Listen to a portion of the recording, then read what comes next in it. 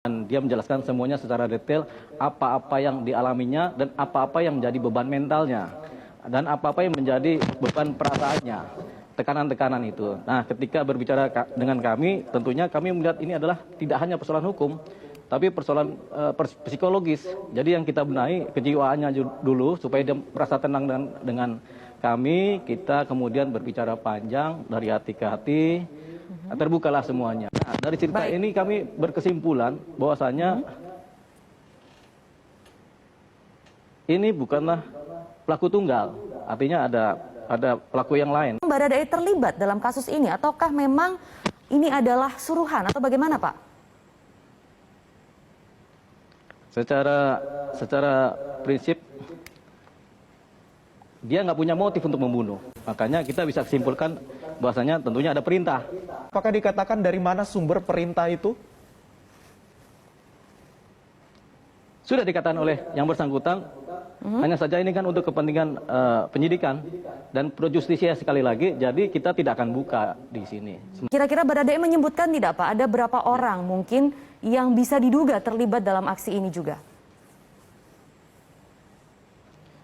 Jawabannya memang ada beberapa orang, tapi tidak bisa kita jawab sekarang ya. Untuk pelecehan seksual atau yang lainnya dia tidak tahu, tapi untuk yang lain-lainnya dia tahu.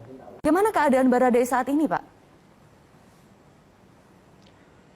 Setelah kita bertemu, tentunya yang pertama memang kemarin dia mengalami tekanan kejiwaan, jadi beban mental berat, tapi kita coba untuk menenangkan dia secara kejiwaan juga, secara psikologis.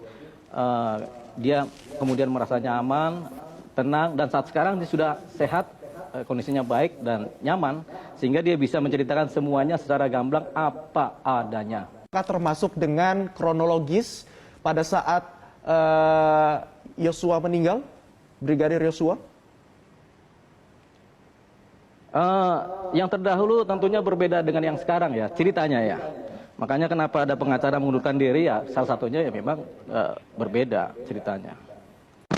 Jadi dengan temuan-temuan yang kita dapat dari cerita dan curhatan yang bersangkutan, kita bisa berkesimpulan bahwasannya sebenarnya Baradae ini adalah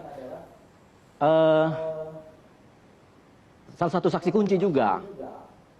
Yang penting, jadi saksi kunci yang utama, makanya kepentingannya adalah kita harus menyelamatkan Baradae dalam konteks saksi untuk kepentingan penegakan hukum yang lebih besar, yang lebih kuat lagi, yang sehingga bisa menjelaskan semua permasalahan pidana ini secara menyeluruh. Baik. Tapi adakah cerita dari Baradae, Pak, terkait Irjen Polisi Verdi Sambo? Tentunya ada, ya kan itu memang satu paket ceritanya itu kan. Dan dia juga kan adalah ajudannya, jadi cerita itu ada cerita itu.